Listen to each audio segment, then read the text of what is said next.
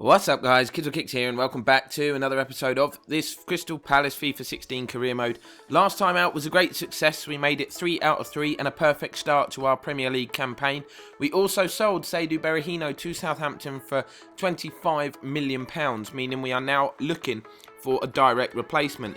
As you can see, we've had bids accepted for Wilfried Bony and Luciano Vietto, another target as well from Atletico Madrid, of course.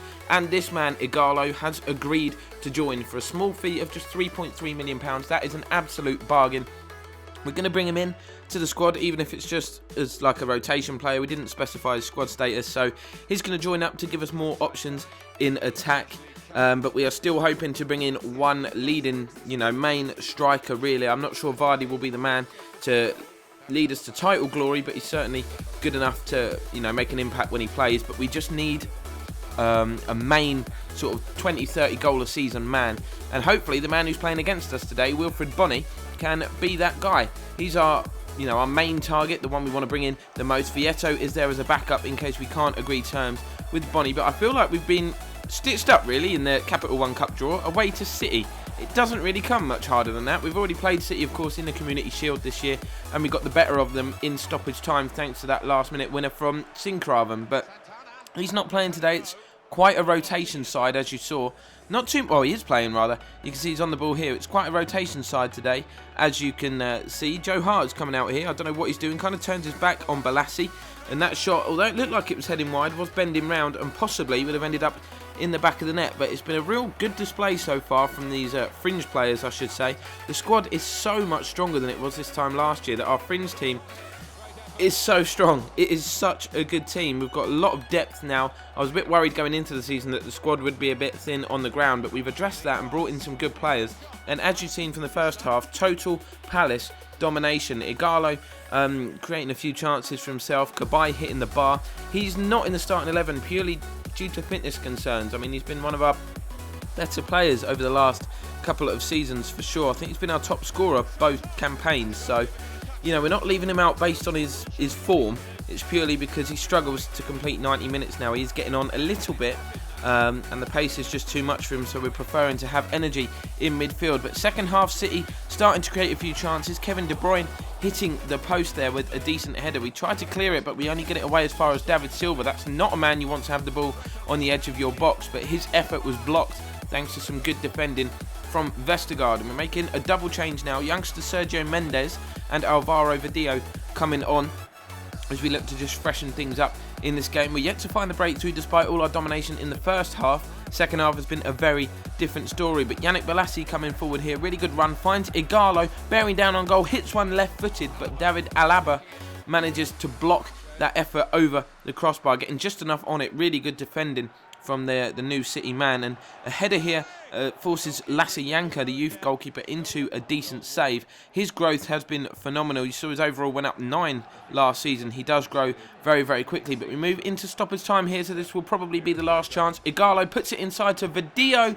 And just as we did against City in the Community Shield, we've won it surely here, right at the death, in stoppage time. This time it's the substitute Alvaro Vidio grabbing the goal. A really good finish, hits it first time. Good work from Ighalo to put the ball on a plate for him, really.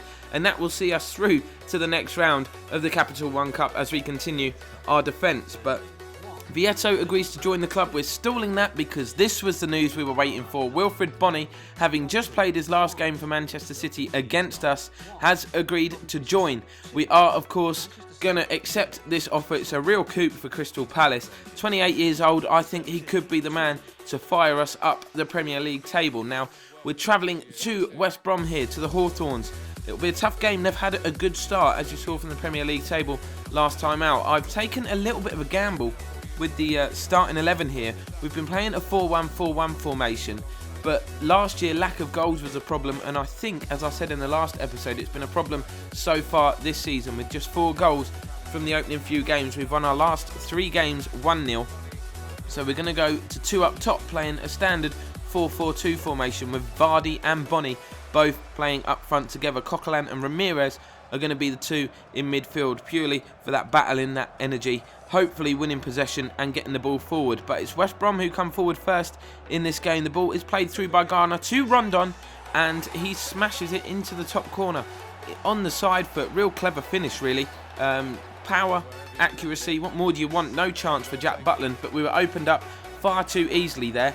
Gardner having too much space in that midfield, and finding Rondon, who just got the wrong side of the defence without anybody near him, and it was a simple finish in the end. So 1-0 down inside 10 minutes. James Morrison coming forward here, makes it 2. It's gone from bad to worse. 20 minutes into this game at the Hawthorns. West Brom 2, Crystal Palace 0, and I'm starting to feel a little bit guilty, like it was the wrong decision to take a gamble with the formation. I mean, we had a perfect start.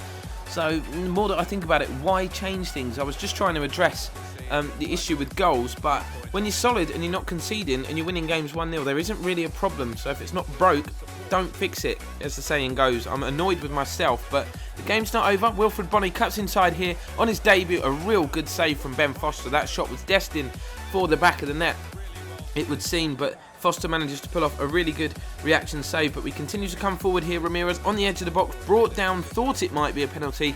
It's not, it's a free kick right on the edge of the area. Can we get ourselves back into this before half time? It's Eric Dyer striking it through the wall, but a really good save from Ben Foster.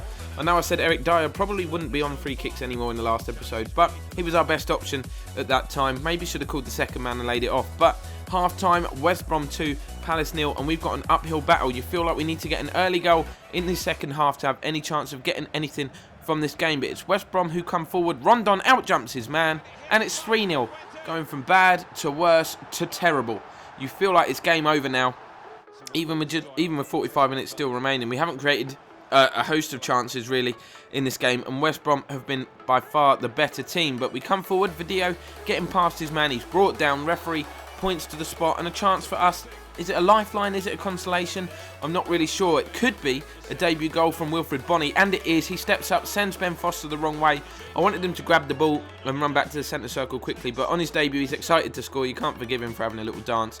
Confidently stepping up, sending Foster the wrong way, as I said, and it's no more than a consolation. We have to be realistic. We're making it a triple change here. Niang and Mahrez coming on in terms of attacking options. Bartra finding Dembele, who's come into the game as well. He touched it onto Bonney to Niang. Surely a goal.